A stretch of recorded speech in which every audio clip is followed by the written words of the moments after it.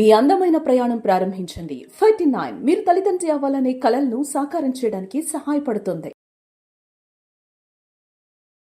Irregular cycles వచ్చే వాళ్ళందరికీ infertility ఉంటుందా? ఇది జనరల్గా చాలా మంది తెలుసుకోవాల్సిన విషయము. ఇర్రెగ్యులర్ సైకిల్స్ వస్తే చాలా మంది అసలు హాస్పిటల్కి కూడా రారు. 3 months 4 months పీరియడ్ అవ్వకపోతే ప్రెగ్నెన్సీ ఏమో అనుకుని ఉండిపోయాం మేడం ఇంట్లో, కానీ టెస్ట్ చేసుకుంటే ప్రెగ్నెన్సీ రాలేదని చెప్తుంటారు. ఇర్రెగ్యులర్ సైకిల్స్ ఉండే వాళ్ళకి ప్రెగ్నెన్సీ వచ్చే అవకాశం without assistance of a doctor తక్కువ ఉంటుంది. ఎందుకు అంటే ఫస్ట్ ఇర్రెగ్యులర్ సైకిల్స్ ఎందుకు వస్తున్నాయో కారణం తెలుసుకోవాలి. This is doctor Kavya, fertility expert, 49 hospitals, Vizag branch. అసలు ఇర్రెగ్యులర్ సైకిల్స్ ఎందుకు వస్తాయి? డిఫరెంట్ కాజెస్ ఉంటాయి. బట్ మోస్ట్ కామన్ గా అందరి నోట్లో నానేది పీసీఓడి. అదొక్కటే కారణం ఉంటుందా ఇర్రెగ్యులర్ సైకిల్స్ రావడానికి? No, not like that. Hormones అనేవి, there are so many hormones in our body. Hormone irregularity ఉండడం ద్వారా కూడా ఇర్రెగ్యులర్ సైకిల్స్ వస్తాయి. So first coming to thyroid abnormalities. Thyroid ఎక్కువ ఉన్నా, థైరాయిడ్ తక్కువ ఉన్నా పీరియడ్ ఇర్రెగ్యులారిటీ ఉంటుంది. సెకండ్, ప్రొలాక్టిన్ అనే హార్మోన్ మన బ్రెయిన్ నుంచి రిలీజ్ అవుతుంది. జనరలీ ఆ హార్మోన్ ఉండాల్సిన దానికన్నా ఎక్కువ ఉన్నట్లయితే ఫస్ట్ ఇర్రెగ్యులర్ పీరియడ్స్ తోనే స్టార్ట్ అవుతుంది. కొంతమంది ఈవెన్ హెడ్ఏక్ తో కూడా ప్రెజెంట్ చేస్తారు. బట్ హాస్పిటల్కి వచ్చినప్పుడు ఏంటంటే ఆ హెడ్ఏక్ మర్చిపోతారు. సో ఇది కూడా చూసుకోవాల్సి ఉంటుంది.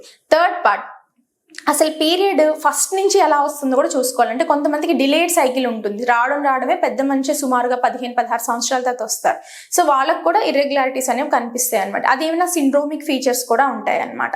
నెక్స్ట్ అదర్ హార్మోన్స్ ఏంటి అంటే మన బాడీలో ఓవ్యులేషన్ కి సంబంధించిన హార్మోన్స్ ఉంటాయి. అంటే FSH, LH అనే హార్మోన్స్ ఉంటాయి.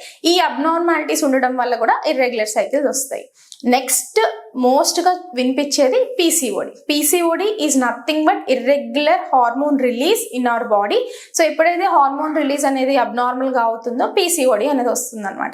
ఈ పీసీఓడిలో మళ్ళీ వెయిట్ కి తాలూకా లక్షణాలు కూడా ఉంటాయి. అంటే డయాబెటిక్ ఉండే లక్షణాలు కూడా ఉంటాయి అనమాట. చాలా మందికి ఏంటంటే పాపం చిన్నవాళ్ళు అయినా సరే డయాబెటిక్ అబ్నార్మాలిటీస్ కనిపిస్తూ ఉంటాయి. వాళ్ళలో ఇన్సులిన్ రెసిస్టెన్స్ అంటారు. ఆ పేషెంట్స్ కూడా పీసీఓడి వచ్చే అవకాశం అనేది ఉంటుంది అనమాట. ఇవి మోస్ట్ కామన్ గా కాజెస్ పీసీఓడి రావడానికి.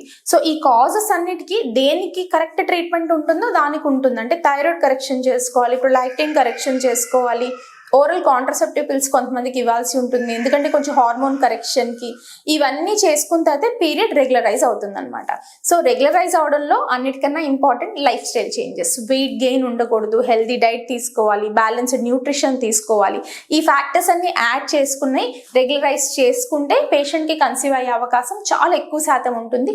Simple example is 10% of decrease in body weight will increase chances of getting pregnant by 50% అనమాట. సో ఇవన్నీ చేసుకోవడం ద్వారా 50% chances that patient will conceive with PCOD are irregular cycles కూడా ఉంటాయి అనమాట. సో ఇవన్నీ తెలుసుకోవాలి అంటే ఇర్రెగ్యులర్ సైకిల్స్ వస్తుందిలే పీరియడ్ అనుకోవడం కన్నా డాక్టర్ని వెళ్ళి కన్సల్ట్ చేస్తే వాళ్ళు దాని తాలూకా టెస్ట్లు అనేవి చేస్తారు.